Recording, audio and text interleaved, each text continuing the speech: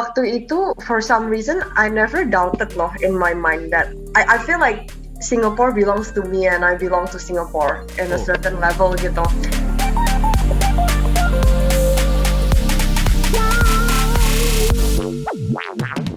Selamat datang di 15 menitan, unofficial podcast by Abroadening, di mana kita membagi cerita generasi muda yang masih berjuang untuk masa depan mereka dan masa depan Indonesia. Di sini ada aku, Stefan, sebagai host. Dan juga perkenalkan ada aku Nia sebagai co-host yang akan menemani Stefan dalam 15 menitan ke depan. Hai Nia, apa kabar? Setelah kita lama hiatus, kita kembali lagi dengan episode pertama kita di season yang baru. How do you feel? Gila, sebenarnya kayak kangen banget sih, Steph. Dan uniknya lagi, kita akan kedatangan guest yang tentunya ada di sini bersama kita ya, Steph ya. Jadi ini adalah guest pertama yang sangat kita tunggu-tunggu tentunya. Minggu lalu kita udah ngomongin ini ya waktu di pilot episode kita. Jadi mungkin teman-teman yang udah dengerin, kalian mungkin udah tahu beberapa hint soal guest terbaru kita. So, she is one of the co-founder of our Abroadening. Dia baru saja lulus dari UCL as a Master of Biomedical Engineering. Sekarang dia bekerja as an engineer in Procter & Gamble di UK. So, daripada berlama-lama, langsung kita sambut guest pertama kita season ini. Welcome Vivian to 15 menitan. Welcome! Yay! Hello. So pumped to have you here. Thanks for being here. Of course. Oke, jadi kita kan kemarin udah ngomongin banyak kan soal kayak what do you want to share with us gitu kan di 15 menit Abroadening. Jadi tapi a lot of people wants to know you better gitu. Kamu siapa? How is your story gitu kan?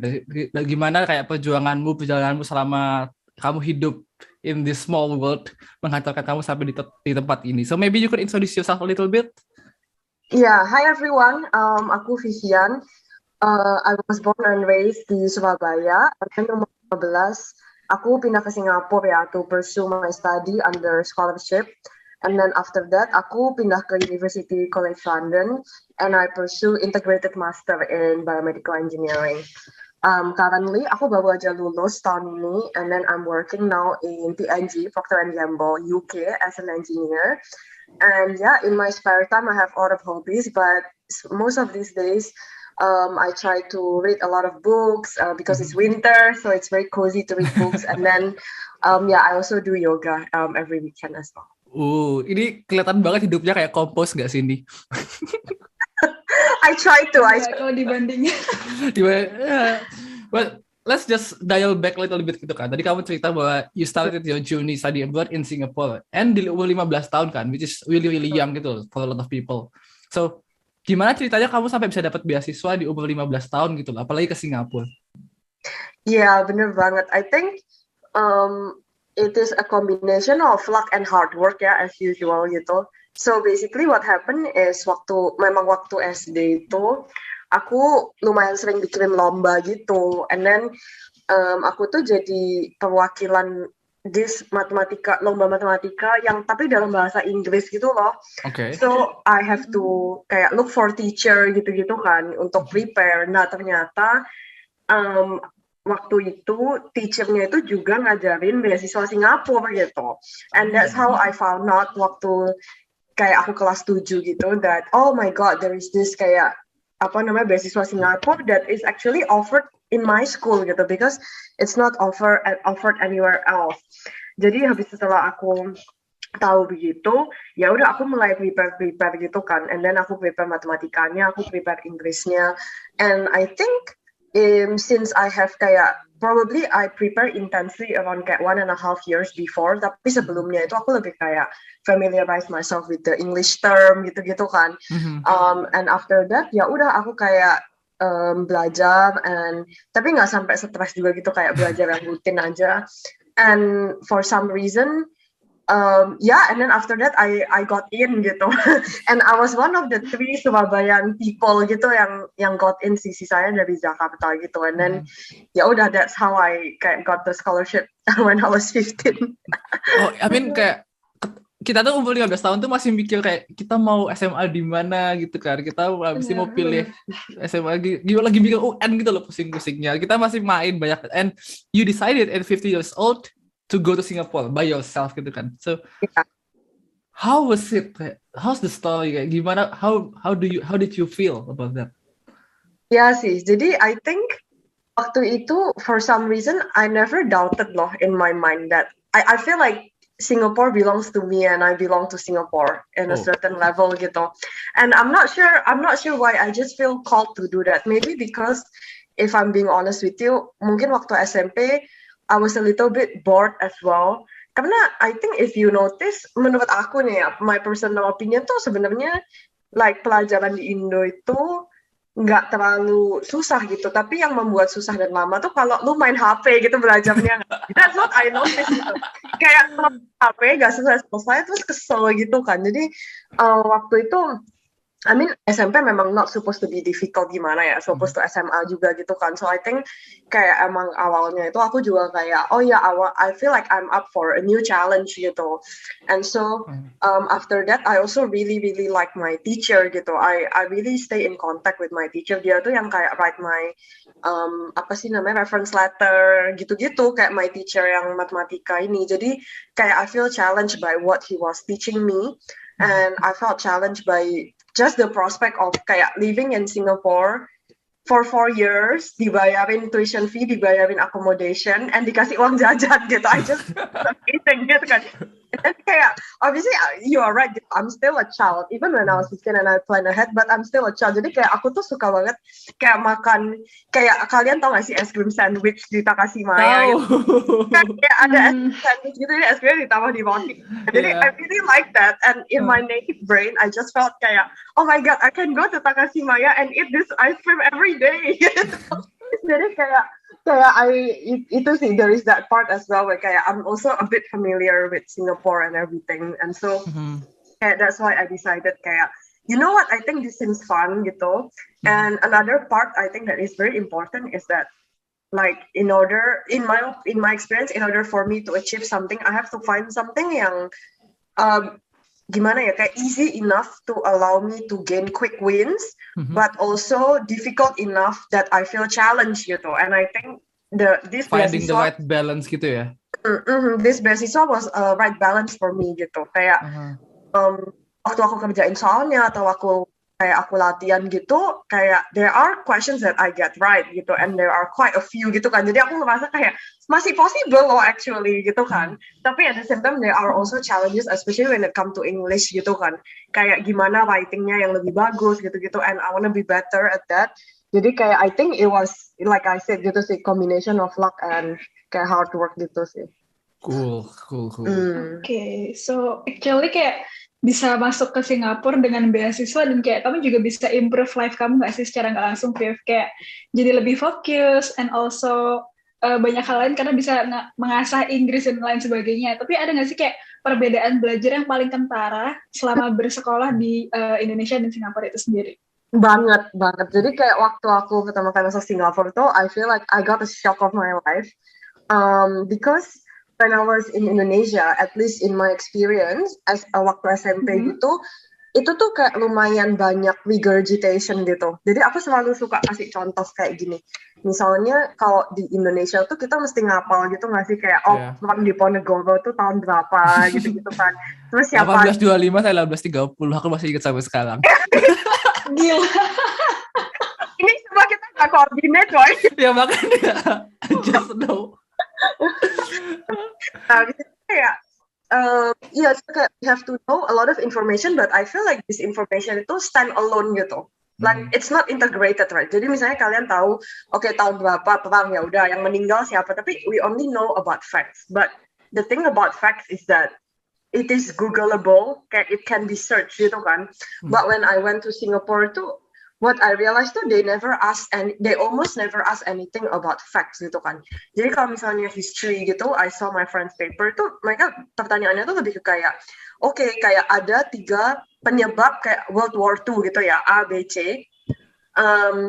Try to argue what do you think is the most dominant cause gitu. Jadi ketika waktu di kelas, from my understanding tuh mungkin gurunya cuma kayak jelasin all the facts gitu kan, kayak penyebab A itu gimana backgroundnya, siapa yang involved, penyebab B gimana, penyebab C gimana, but at the end of the day they expand it further with critical thinking gitu. And that is actually the same for all my O-level and A-level questions. Jadi O-level and A-level questions di Singapore itu is different for international. it's called Singapore Cambridge. Jadi Singapore tuh make its own questions, and it's harder by like tenfold gitu, because all the questions that you see in the exam question gitu, if it's about fact kayak kayak misalnya chemistry dia tanyanya apa, what is ionic equation, itu paling dikasih 1 mark gitu, and definitely it's not enough to pass, or I think it's enough to pass, but only if you get all the basics right gitu. Kalau lu udah salah satu aja basicnya, definitely not pass gitu. And then the rest tuh is kind of questions yang you've never seen before gitu. Memang you have to extrapolate di waktu examnya sendiri gitu loh. So they really ask you to think ya, kalau aku bisa bilang. Yeah, they really ask me to think, and it's really really early on gitu. Ya memang kalau di exercise class enggak lah, exercise class ya udah they have to make sure you understand the textbook gitu kan. Tapi kalau misalnya di udah di exam kayak gitu semua, even for things yang kayak aku dulu ambil geografi kan, cause aku masuk kelas yang ambil geografi gitu. Ya juga kayak gitu. Jadi misalnya ada tanah longsor atau apa kayak gitu, you have to evaluate kira-kira ini lebih likely disebabkan fault ini apa lebih likely disebabkan sama yang B gitu. Jadi kayak lo mau nulis juga anjir ini gimana gitu. You can tell what is A, you can tell what is B, tapi nggak cukup gitu. But I think it was apa yang menurutku sangat interesting itu adalah bagaimana sebenarnya konsep belajar yang kayak gitu kan sebenarnya kita butuhkan nggak sih? Karena in our growing world, dimana kayak tadi kau bilang facts are Googleable, kita tuh kan lebih butuh creativity, how we connect things kan, are we creating things that we need. Dan yang aku lihat, yang aku juga mau tanya sih, kayak you're going then to biomedical engineering kan, dan menurutku itu adalah suatu major atau suatu subject yang benar-benar creativity itu dibutuhkan, but you really need to know the facts kan, karena you need to understand biology, physics, and then you need to create something from this basic knowledge gitu kan. Apakah itu juga alasan akhirnya kamu memutuskan untuk go to UCL and do this major? Yeah, so I think waktu aku memutuskan do UCL sama biomedical engineering, I also felt out of all my kayak exploring gitu-gitu. Two things sih. Yang pertama memang I've always been interested in science gitu. Kayak I'm so interested in science, I don't think I consider kayak anything else that is not science or engineering related. Terus yang kedua, another side of education system in Singapore tuh kayak gimana ya? I think you have to be strategic in order for you to get good grades gitu. And I think sacrifices need to be made sometimes. Jadi waktu aku SMP, I actually remember I really took like an interest in literature actually, which is very unexpected ya, cause my English belepotan waktu dulu or whatever gitu. But somehow with the English yang masih belepotan, because this is another thing, kayak I prepared really well in Surabaya, but when I go to Singapore, English level is just like so high, like people write novels there, I'm like whatever gitu kan. Jadi Englishku termasuk belepotan gitu. Maksudnya belepotan bukan grammarnya salah sih, tapi kayak awkward expression gitu. Nah, habis itu somehow with all the English yang belepotan and stuff itu, sometimes my essay itu disebarin di kelas gitu. I think that still remains one of my top moments gitu. Kayak di fotokopi itu disebar jadi kayak sampel essay gitu kan. So I used to really like literature, and I still do gitu. Sometimes I still kayak do it in my own time. And waktu itu akhirnya aku tuh ingat banget, aku tuh mau pursue literature for my A-level. And then I kayak sempet gitu. Tapi I didn't entertain that. I entertained that idea because it's harder to score ya in like essay-based kayak subject kan daripada science and factual gitu ya.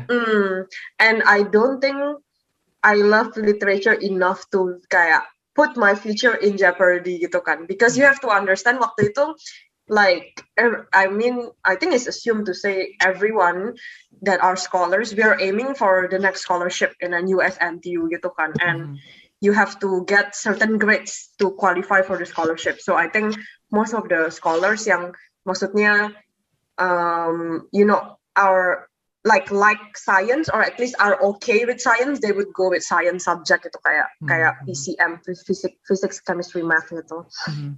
Jadi I think because of those two things, in the end kayak I decided to go kayak engineering based kayak subject. But why specifically biomedical engineering? What is about it you find it really interesting though?